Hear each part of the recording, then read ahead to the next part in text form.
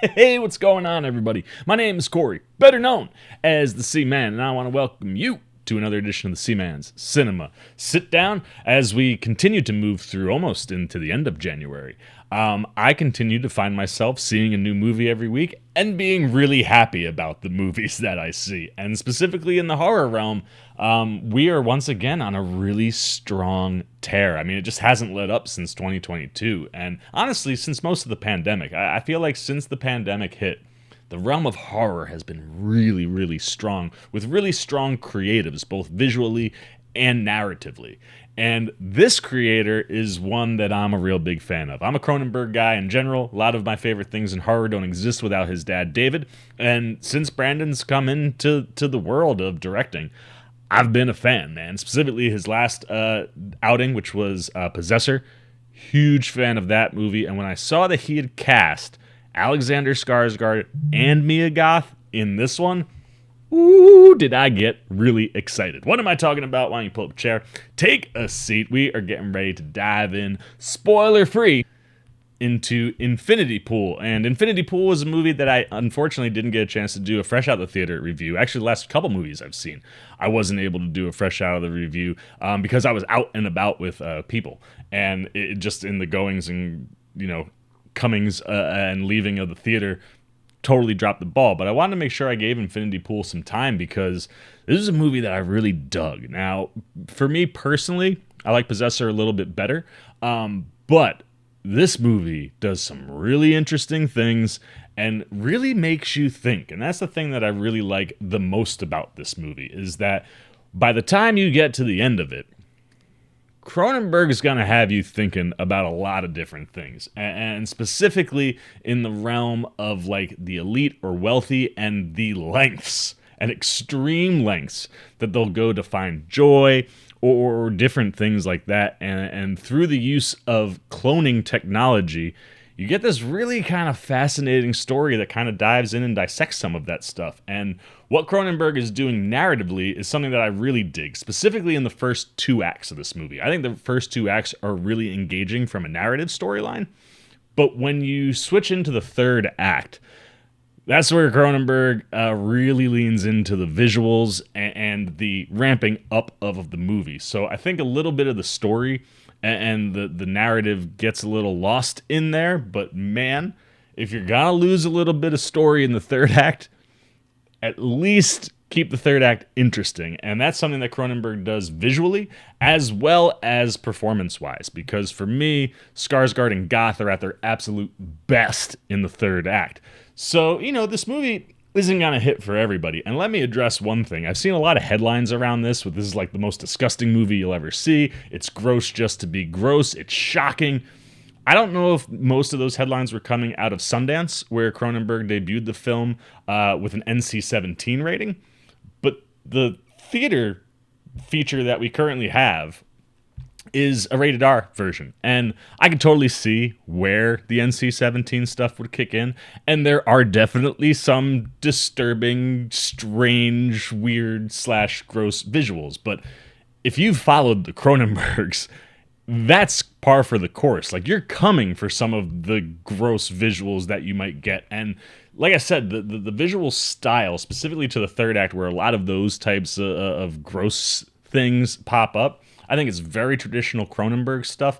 There's a couple weird ones where I was like, I didn't know we had to go there, but certainly I have seen far worse than anything that Cronenberg has going on in this movie. So people that have seen those headlines, I don't know what movie those people were watching. Like I said, maybe it was the NC-17 version from Sundance, but the version that we have in the theater certainly didn't shock me any more than any other Cronenberg movie I've ever seen, whether it's from David or from Brandon.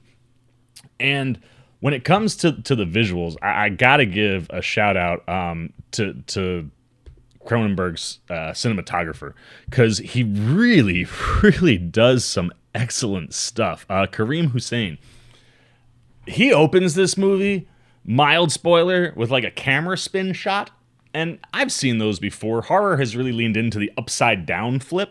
This one was a normal spin, but it was almost like the camera was spinning while also being steady so that it can move around. So it's like it's spinning, but while it's spinning, the camera itself is moving. It broke my brain, and I was right out the gate. I was like, if that's where we're starting, I'm gonna be very happy with the cinematography in this film. And for the most part, I really do dig everything that Hussein is doing. And when you get into the third act, I mean, he really does find excellent ways to capture what's going on in Cronenberg's head. And if you like that trippy psychedelic horror stuff, you're going to get plenty of it in the third act. And I do think it plays well and adds to the style and vibe that you know you're going to get from a Cronenberg. But for me, this one, it's an engaging story, like I said, and one that's interesting, that takes you places where even if it's starting to lose its narrative hold a little bit on you, you're always fascinated about what's going on screen and what's it going to lead to. And the other thing that Cronenberg laces into this movie are like a lot of dupes or fake outs. So all of a sudden you'll be watching something, and then you'll be moving to the next part of that storytelling, and you'll be watching that, and then all of a sudden something happens and you're like, oh shit. And that also brings in a lot of interesting conversations around duality and the idea of cloning and what you could do with it.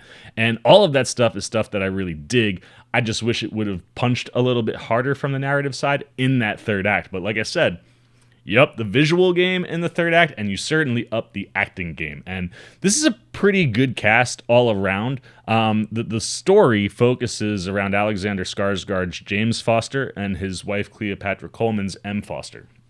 And, you know, Cleopatra Coleman's good. I think she does exactly what she's asked to do.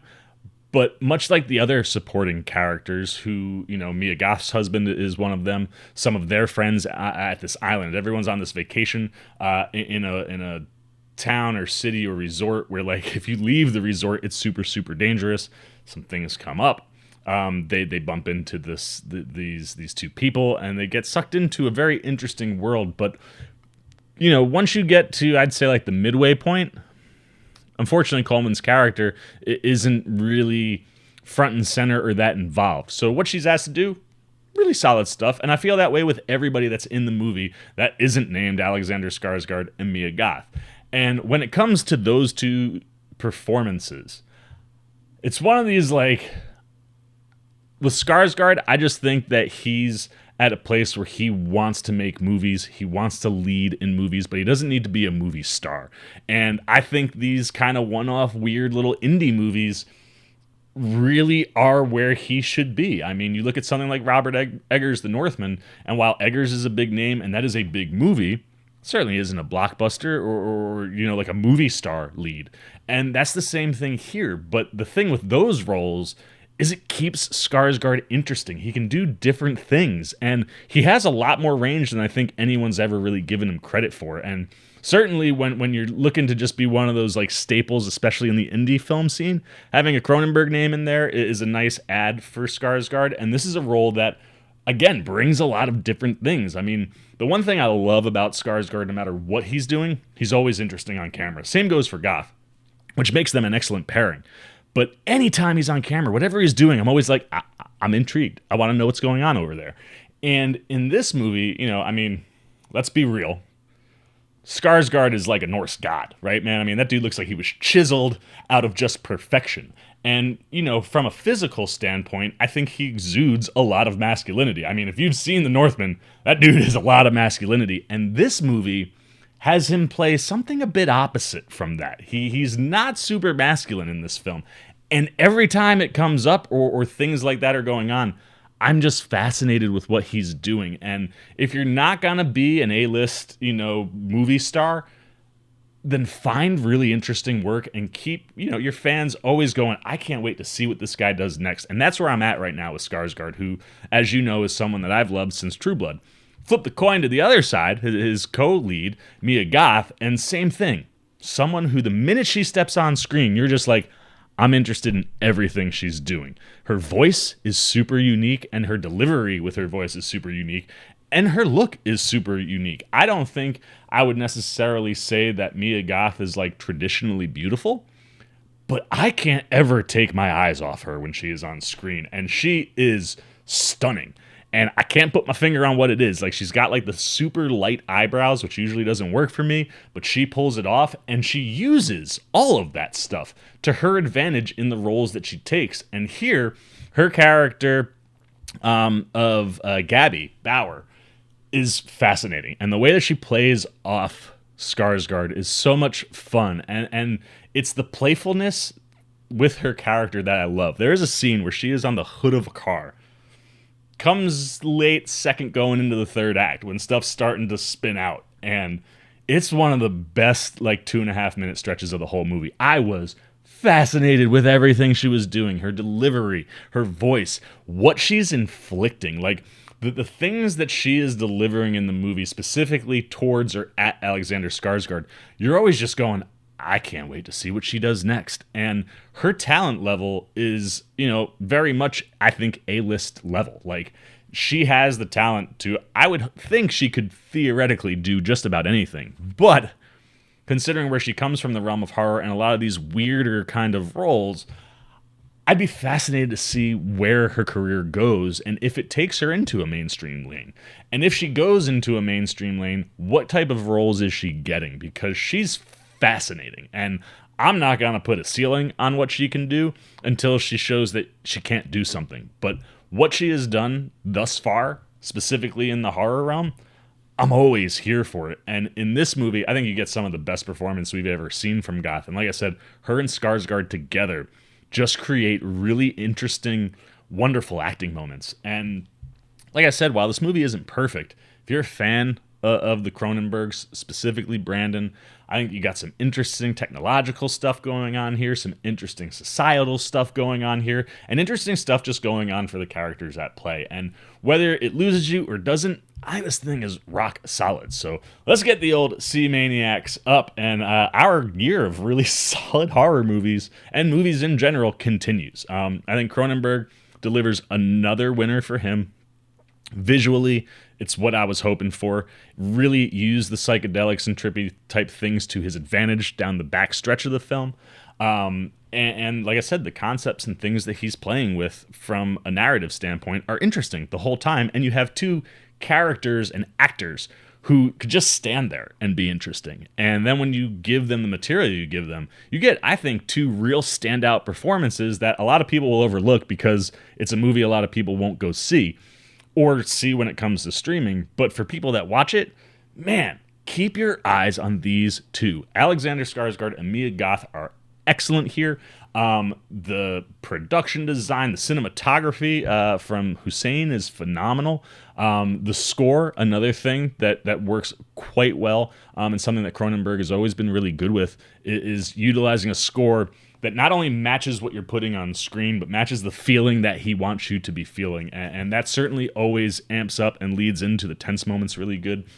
You lose a bit of the narrative in the third act, but you get really interesting visuals and visual storytelling, as well as probably the two best stretches of the movie for Goth and Skarsgård. So not a slam dunk perfect movie, but one that I certainly enjoyed and one that I have been thinking about constantly since I've seen it. So I'm going to go 3.5 out of 5 C-Maniacs for Infinity Pool. I don't know if I would put it in front of Megan or not yet, because it's a totally different realm of horror, and one, like, for me, that I certainly thoroughly enjoyed while I was watching. So 3.5 out of 5 C-Maniacs for the C-Man on Infinity Pool. This ain't a horror movie for everybody, but if you're here for some normal shock and gore and maybe gross things, I don't think it's dialed up to the level that you've seen in the headlines. But if you're here for those types of things, psychedelic, trippy kind of horror, technological horror, if you're a Cronenberg fan, if you like Skarsgård or Goth, I think this is totally worth your time and checking out. And that's it, man. That's all the C-Man's got on Infinity Pool. It's time to turn it over to you guys. What are you thinking? Is this a movie that you went and saw?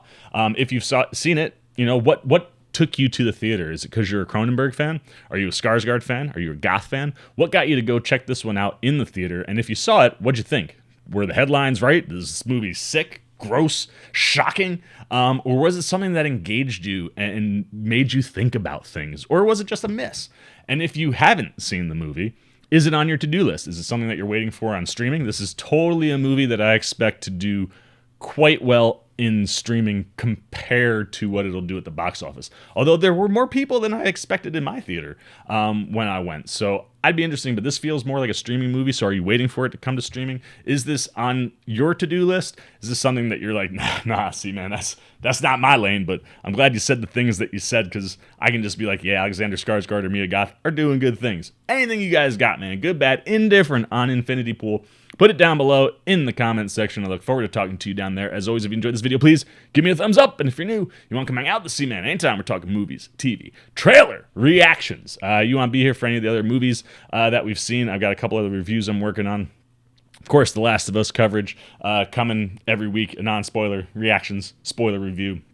You want to be here for that stuff. You're having it. You want to show a little love and support to this old wacky guy. Well, hey, why don't you come join C-Maniac Nation? Super easy. All you have to do is jump over there, hit that subscribe button, hit that little bell if you want those alerts, and until next time for the C-Man's Cinema, sit down. I've been the C-Man. I'm signing off. Peace.